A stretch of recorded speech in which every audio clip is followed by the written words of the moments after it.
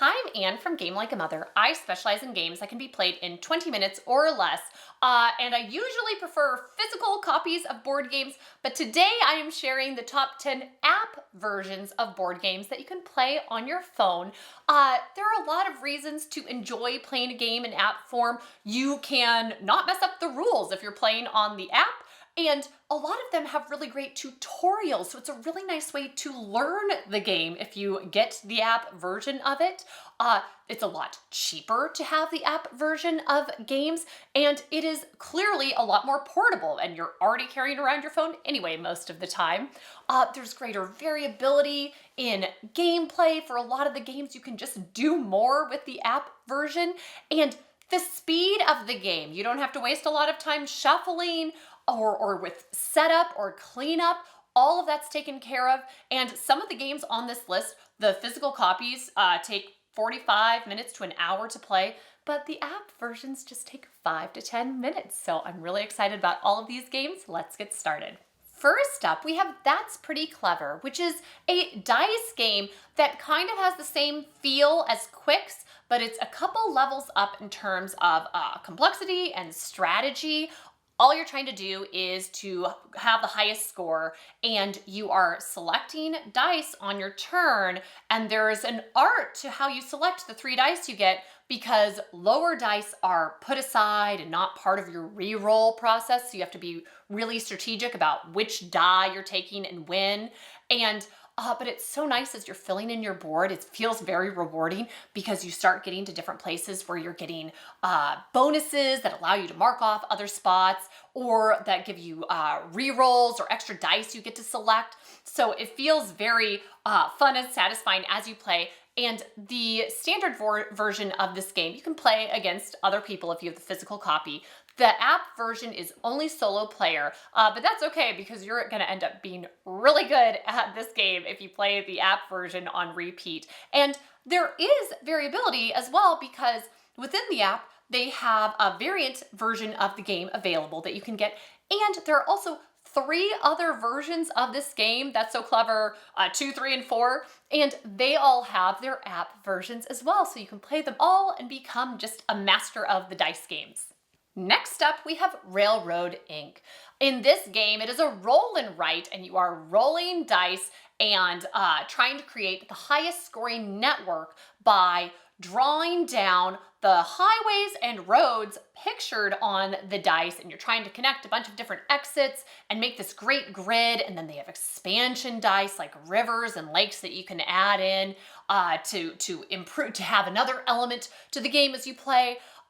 So this in-app form has many benefits. One of which is if you're not really great at drawing things down and having it look pretty, the app takes care of that for you. If it's hard to keep track of sometimes 8 different dice that you're drawing, which ones you've done, the app does it for you and makes it really easy to flip them around and see, ooh, that would be the optimal place for this. And then also the scoring at the end can be a bit to tally up in the physical version of the game. And the app takes care of all of that for you. But really, one of the absolute best parts of the app, as far as I'm concerned, is the daily challenges that it provides. Just great variety and gameplay. They have different maps, different specialty challenges. Okay, you're trying to be the first to connect from left to right in the board, but there's also a mountain pass that you're trying to go through. They add really neat things, so it just switches it up a little bit each time, keeps it really fresh to an already great game that I happily would play on repeat. The app ramps it up even a few more levels. Next up, we have Star Realms. This is a deck building game in which you are trying to create your best space armada and build up all of these ships and bases that you have, and you're trying to reduce your opponent's authority or health to 0 before they do the same to you. And I got the physical copy of this game and played it, and I thought, oh, it's kind of okay. It takes a really long time. There's a lot of shuffling in this game, and it can get kind of involved as you're purchasing cards that are allies, and then they have different bonuses that can trigger, and making sure you're keeping track of that and doing everything in the right order can be a bit arduous with the physical copy of the game, and all of that goes away when you have the app version of the game. It all works seamlessly. You can still do pass and play because it's a two-player game, and so you can still play against one person and have the same base version as you would with just the standard physical copy of the game. But then there are all of these campaigns that allow you to do so much more with the game, and they have different decks that they add in and have different challenges, and there are a ton of those, 25 or 30 different campaigns to play through that each have multiple levels. And then if you play through all of those, which I have, there's an online version of the game where you can play against people on the internet. There are tournaments that you can play. There are online groups that are devoted to this game. It is such an excellent game, and it is popular for good reason. Next up, we have Cartographers, which is a flip and write in which you are trying to create the highest scoring map according to different goal cards, which change every game. There are always 4 different goal cards out, and you're trying to go through, there are 2 that are scored per season, and you're going through all 4 seasons, and you're putting out little polyomino Tetris-y-like pieces cards are flipped out, and you're placing them somewhere on your board, and you're trying to have them meet certain goals. Like you're trying to have your second largest city will score 2 points per spot marked, or your forest that is any forest space that is completely surrounded on all sides will score as well. So you have these different goals that you're kind of focusing on each round, but then you're keeping in mind the ones that are coming up, and it's just beautiful and seamless. If you love flip and writes, which I do,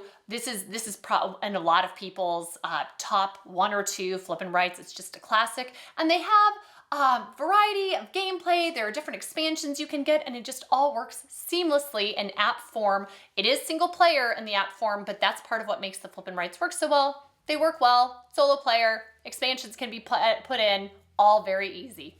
Next up, we have lanterns, in which you are artisans trying to decorate a lake with floating lanterns, and whoever earns the most honor before the festival begins is the winner. This game, if you like Azul, you will like this game. And I'm not very good at Azul strategy, but I do much better at this game. So it's interesting how the strategy can hit for some things and not for others. I do really well at this one, and I really enjoy this one. You have these different tiles you're trying to place out, and they represent floating lanterns. And if they match the sides they're matching up to, you get bonus tokens for whatever the colors are that they're matching to. And but everybody earns something on every turn. There are, whatever color is facing that player, you get a token of that color, and you use those tokens to purchase. If you have different patterns of them, then you can purchase honor. And so if you have a 4 of a kind, you might be able to earn 9 points that way, but then it goes down. So the next person who has a 4 of a kind of the same color will only get 8 points. So there's a nice thing where you're trying to get the most bang for your buck, and it kind of depends on what other people are doing. So it's really neat how it all works together. And in the app, the graphics are just really beautiful. It's really fun to put it together. This is how we learned how to play the game. And I know it's good marks for a game when I learn how to play it, and then I show my husband how to play it once, and he's so excited about the game that he runs out and buys a physical copy immediately afterwards. Next up, we have Galaxy Trucker. I was so excited about this one because this takes an hour to play if you have the physical copy of the game, and the app version takes about 5 to 10 minutes. And it is a hoot of game concept. You are racing to assemble your own hodgepodge spaceship, and you're flipping over tiles at the beginning and putting them together according to specific parameters, and you're grabbing things like engines, cannons, batteries, and cargo holds, and rushing to it to be complete first, so you get to start the mission first. And then you are going through a series of unknown challenges. It's a random assortment of cards you're going to go through, and it can be things like meteor showers you're having to withstand, or robber pirates are trying to attack you, and that's where the cannons can come in handy. Or there are abandoned ships to explore, planets to explore in order to get cargo. And so it is just a fun frolic of a game, and the tutorial was great. It got us up and running really fast, and it has been so fun to play on repeat in a manner that wouldn't have been possible if we'd had the physical copy of the game. Next, we have Onirim, which is a nice little card game in which you are trying to unlock a series of doors, and you have to place cards down in color-coded sequence, and you have to watch out along the way because nightmare cards will come along and make you discard and do negative things, and you want to be able to have unlocked all the doors before you've run out of cards in your deck. And the app version of this game is fantastic because there is a lot of shuffling involved in this game, and it just speeds up that whole process and makes it really quick, easy to play. It also has 3 of the expansions for the game available with the app. The app itself is free, which is fantastic. And then the apps, the expansions are 99 cents a pop, which is not bad at all. And they do add to the game a lot. And this is just a great entry point and introduction to the Oniverse series. There are a bunch more of these games available out there. This is the only app version of the game, and it worked on me. It got me firmly into this solo player kind of adventure dreamscape series, and the app is great and great starting point. Next up, we have Hey, That's My Fish, which was $1 to purchase, and all you're trying to do is get the most fish over the course of the game. You're little penguins, and you're setting up on a board with ice, and on each spot, there's a certain number of penguins, and you easy setup in the app, and you put your penguins on different spots, and each time it's your turn, you move your penguin, you get to collect the fish from the spot it was on, and that spot disappears. So slowly the board is disappearing, and you can get stuck in a spot where you only have a few fish left, and somebody has a big swath of the map where they're just going nuts collecting fish. So you have to be really careful and strategic about where you're moving. And this is my most played game for my kids on my phone of all of the different versions. And this game used to be out of print. It's now back in print. But I just so prefer the app version because there's a really easy setup. It's great for on the go with my kids. And then it's instant scoring at the end of the game. And then there's variability in the types of maps, the design for it. So it is perfect and seamless in app form. And it's really easy for my kids to teach too. If they're with a friend and they say, oh, we're at a basketball game, let's sit down and not run around in the stands. 4-year-old, sit here and play Hey, That's My Fish with my friend. And it works great. Next up, I have Lost Cities, a game in which you are trying to earn the most points. You are embarking on different expeditions, and there are color-coded cards you're trying to play in sequence. But what's truly beautiful about this game is how simple it is. All you do on your turn is you play a card and you draw a card. And that's it. That's the whole game.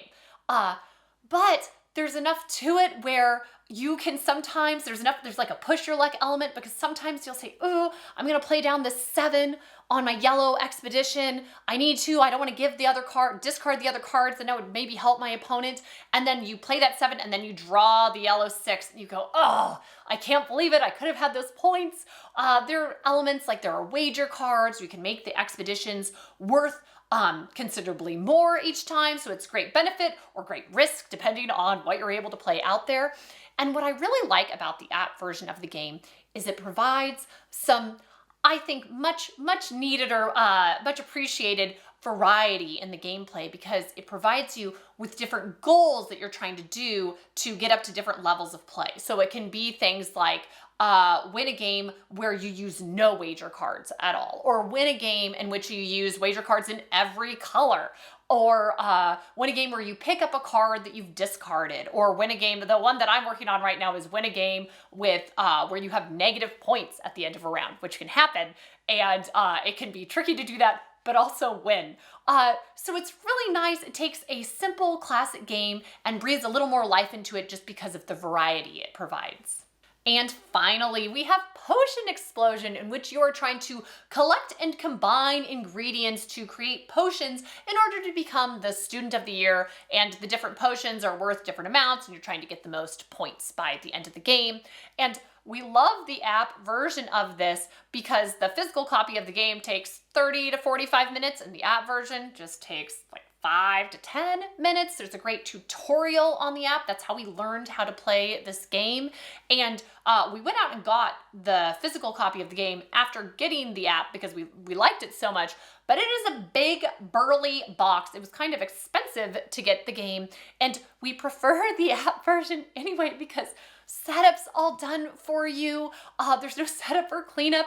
It's so easy to keep track of which ingredients you have, which potions you filled, the special abilities you get. All you're doing on your turn is you're taking it's like a marble, but that symbolizes an ingredient, and you take it out of these columns, and then once it's removed, the rest combine, and any that are the same color that now combine, you get to collect and use for your potions. So you're trying to make a lot of combinations, and then use special abilities once you create potions that allow you to kind of manipulate the grid of marble ingredients, and so you can make more of those combos and just get lots of ingredients. My favorite is where you get the potion that allows you to use, it's rainbow potion. You can use any color marble to fill a potion, and that's really helpful for me as I play. But we have the physical copy of this game, but we just end up playing the app version whenever we play it because it just makes it so much easier, and the graphics are really fun as well.